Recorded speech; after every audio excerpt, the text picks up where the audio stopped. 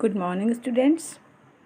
आज हम पढ़ने जा रहे हैं पाठ 6 पासा पलट गया। यह एक चित्र कथा है, अर्थात चित्रों पर आधारित पाठ है। पाठ पढ़ाने से पहले मैं सभी बच्चों से कहना चाहती हूँ कि वे अपना रीडिंग का कार्य रोज़ करें, चाहे कोई बोले या न बोले। अपनी पढ़ने की आदत मतलब चैप्टर रीडिंग की आदत आप नियमित रूप से बनाए रखें। मैं पाठ पढ़ना शुरू कर रही हूँ। आप भी मेरे साथ उंगली रखेंगे। जहाँ से मैं पाठ पढ़ रही हूँ वहाँ आप भी उंगली रखकर पढ़ना शुरू करेंगे और ध्यान से सुनेंगे और उसके बाद रीडिंग करेंगे। प्रतिध्वनि। हम जैसा बोते हैं वैसा ही काटते हैं। एक गांव में एक गरीब किसान रहता था। उसके 2 बेटे थे। बड़े बेटे का नाम था बाबूलाल और छोटे का नाम था श्यामलाल। वह दोनों पुत्रों को एक समान प्यार करता था। एक दिन किसान ने अपने मरने से पहले दोनों बेटों को बुलाकर कहा, मेरे मरने के बाद तुम लोग मिलजुल कर रहना। संपत्ति के नाम पर मेरे पास जो कुछ है उस पर तुम दोनों का बराबर अधिकार है।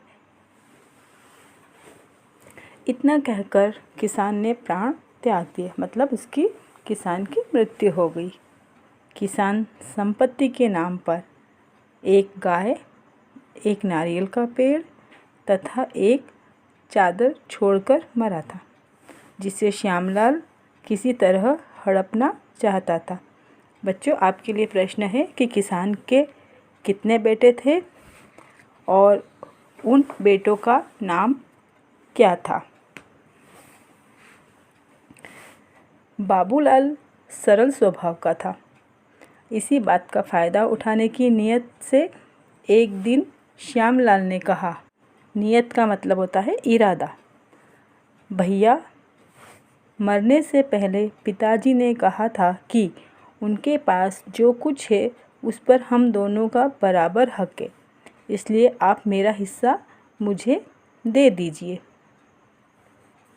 ठीक कहते हो, लेकिन पिताजी ने तो ये भी कहा था कि हम दोनों को मिलजुल कर रहना है। श्यामलाल ने झल्लाकर कहा, मुझे मिलजुल कर नहीं रहना, आप मेरा हिस्सा मुझे दे दीजिए। ठीक है, जैसा तुम उचित समझो।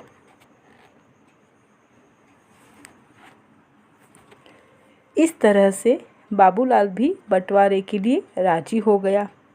श्यामलाल बहुत खुश हुआ और उसने कहा, किसने कहा? श्यामलाल ने कहा, भैया तुम बड़े हो, इसलिए मैं तुम्हें गाय का मुंह वाला भाग देता हूँ। गाय का मुंह वाला मतलब जिस तरफ गाय का मुंह है, और क्योंकि गाय का मुंह वाला भाग ही सबसे अच्छा होता है, लोग इसके माथे पर तिलक लगाते हैं और इसकी पूजा करते हैं। भाई ने कहा, चलो मुझे मंजूर है।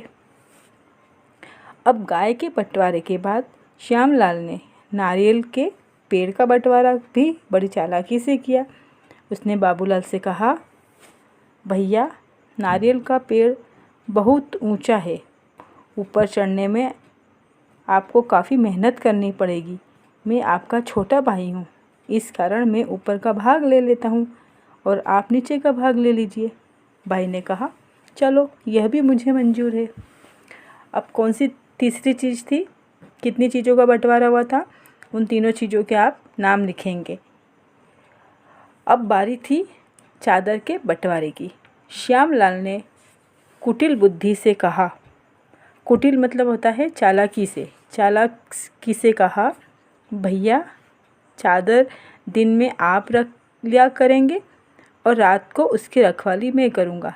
भाई ने कहा, ठीक है। बच्चों, आज हम इतना ही पढ़ेंगे, बाकी का लेसन मैं नेक्स्ट वीडियो में पूरा करूँगी। तब तक यह पाठ आपको खुद से रीड करना है और कहानी को समझने की कोशिश करनी है। अभी तक मैंने इसमें समझाया कि एक किसान है, उसके 2 बेटे हैं और उनमें से बाबूलाल छोटे बेटे का नाम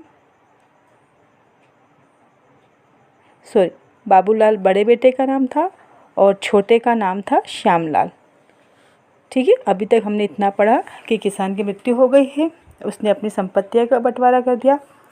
उसने संपत्ति के नाम पर क्या क्या छोड़ा था वह नाम आप लिखेंगे।